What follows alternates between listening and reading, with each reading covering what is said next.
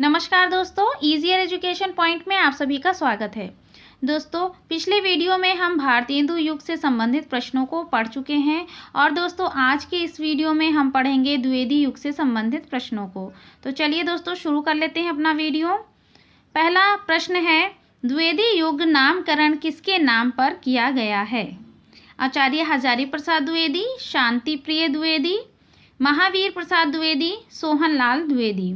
दोस्तों इसका सही उत्तर हो जाएगा महावीर प्रसाद द्विवेदी। दोस्तों इन्होंने गद्य और पद्य दोनों के लिए खड़ी बोली के सामान्य बोलचाल की भाषा को प्राथमिकता देने की वकालत की थी, इसलिए इन्हीं के नाम पर महावीर प्रसाद द्विवेदी जी के नाम पर ही द्विवेदी युग इसका नाम रखा गया था। चलिए दोस्तों आगे देख लेते हैं। अगला प्रश्न है, द्विवेदी युग का एक और नाम क्या है? संक्रांति काल, संधि काल, जागरण काल या फिर गद्य काल? तो दोस्तों इसका सही उत्तर है जागरण सुधार काल। तो दोस्तों द्विवेदी युग का जो दूसरा नाम है वो जागरण सुधार काल है। अगला प्रश्न है दोस्तों, द्विवेदी युगीन साहित्य में किस प्रवृत्ति की प्रमुखता नहीं है? दोस्तों ध्यान दीजिएगा, इसमें नहीं है पूछा गया है। तो दोस्तों गद्यात्मकता, काव्यात्मकता, वैचारिकता या इतिवृत्तात्मकता? दोस्तों इसका सही उत्तर हो जाएगा काव्यात्मकता।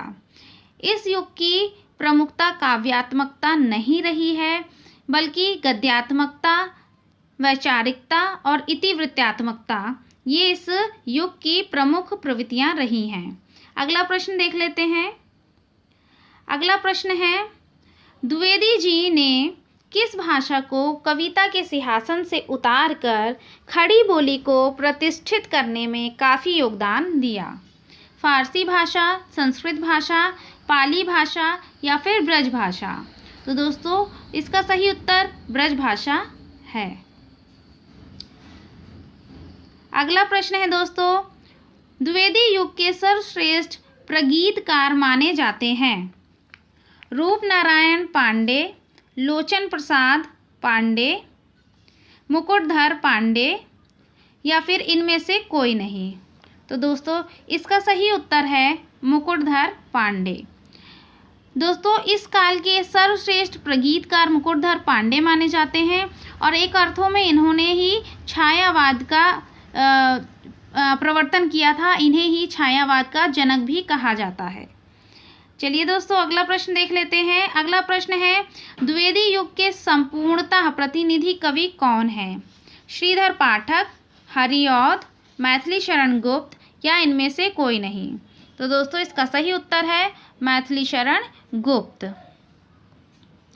अगला प्रश्न है दोस्तों, भक्ति काल में गृहस्थ जीवन का जैसा सुंदर चित्रण सूरदास में मिलता है, वैसा ही आधुनिक काल के किस कवि में यह मिलता है? ऑप्शन है हरिऔध, बी जगन्नाथ दास, रत्नाकर निराला और मैथिली शरण गुप्त। तो दोस्तों इसका सही उत्तर है मैथिली शरण गुप्त। अगला प्रश्न देख लिया जाए। दोस्तों अगला प्रश्न है, हिंदी भाषा के मानकीकरण की दृष्टि से कौन सा युग सर्वाधिक महत्वपूर्ण युग था? भारतेंदु युग, द्विवेदी युग, छायावादी युग या फिर प्रगतिवादी युग? तो दोस्तों इसका सही उत्तर हो जाएगा द्विवेदी युग। अगला प्रश्न देख लीजिए।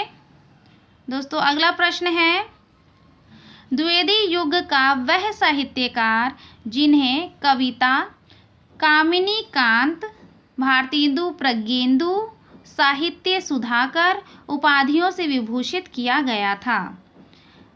नाथूराम शर्मा शंकर, भारतेंदु हरिश्चंद्र, रामधारी सिंह दिनकर, सूर्यकांत त्रिपाठी निराला? तो दोस्तों इसका सही उत्तर है नाथूराम शर्मा शंकर। अगला प्रश्न है दोस्तों, किसके साहित्य को हम सरस्वती और इंदु में जिस प्रयोगात्मक रूप में देखते हैं वही उस साहित्य का असली रूप है? भारतेंदु युग, द्विवेदी युग, छायावादी युग या आधुनिक युग? तो दोस्तों इसका सही उत्तर है द्विवेदी युग। अगला प्रश्न देख लीजिए दोस्तों। अगला प्रश्न है, खड़ी बोली हिंदी का आधुनिक कालीन प्रथम महाकाव्य है, कौन सा है दोस्तों, बताना है। साकेत है, प्रिय प्रवास है, भारत भारती है या कुरुक्षेत्र है। तो दोस्तों इसका सही उत्तर है प्रिय प्रवास। दोस्तों प्रिय प्रवास 1914 ईस्वी में लिखा गया था और ये लिखा गया था हरिऔध द्वारा। चलिए दोस्तों अगला प्रश्न देख लेते हैं। द्विवेदी युग की कविता है उपदेशात्मक एवं इतिवृत्त्यात्मक, प्रकृति चित्रात्मक, नवजागरण परक या फिर नारी चेतनात्मक। तो दोस्तों इसका सही उत्तर हो जाएगा उपदेशात्मक एवं इतिवृत्तात्मक। अगला प्रश्न है दोस्तों, मैथिली शरण गुप्त ने इतिहास के अपेक्षित नारी पात्र को निम्न पुस्तक में प्रतिष्ठित किया है। तो दोस्तों बताना है कि जो नारी पात्र है उसको किस पुस्तक में प्रतिष्ठित किया है। तो दोस्तों भारत भारती है या फिर रंग में भंग, द्वापर या फिर साकेत। तो दोस्तों इसका सही उत्तर है साकेत। अगला प्रश्न है दोस्तों, मैथिली शरण गुप्त की प्रतिभा का विकास सर्वाधिक किस साहित्य रूप में देखने को मिलता है। नाटककार रूप में, प्रबंधकार रूप में या प्रगीतकार रूप में या फिर मुक्तकार रूप में। दोस्तों इसका सही उत्तर हो जाएगा प्रबंधकार रूप में।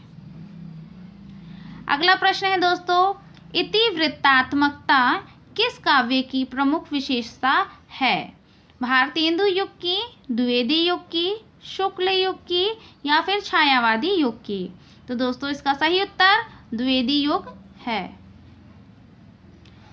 अगला प्रश्न है दोस्तों, वैदेही वनवास के लेखक हैं मैथिली शरण गुप्त, अयोध्या सिंह उपाध्याय, गया प्रसाद शुक्ल स्नेही या फिर राम नरेश त्रिपाठी। तो दोस्तों इसका सही उत्तर है अयोध्या सिंह उपाध्याय। अगला प्रश्न है दोस्तों, साकेत किसकी रचना है। सियाराम शरण गुप्त की, मैथिली शरण गुप्त की या माखनलाल चतुर्वेदी या फिर नरेश वर्मा की। तो दोस्तों इसका सही उत्तर है मैथिली शरण गुप्त। अगला प्रश्न है दोस्तों, साकेत की कथा का मुख्य संबंध किसके चरित्र विकास से जुड़ा है। राम और सीता के, लक्ष्मण और उर्मिला के, भारत और मांडवी के या फिर लक्ष्मण और सीता के।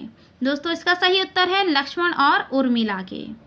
दोस्तों इसकी कथा वस्तु है जो वो राम और सीता की ना होकर उर्मिला और लक्ष्मण की है।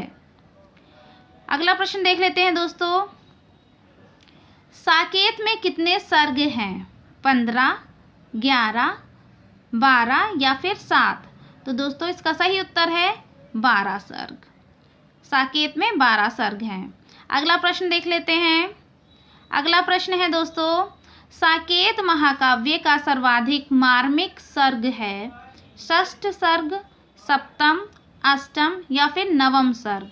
तो दोस्तों इसका सही उत्तर है नवम सर्ग, ये सर्वाधिक मार्मिक सर्ग है।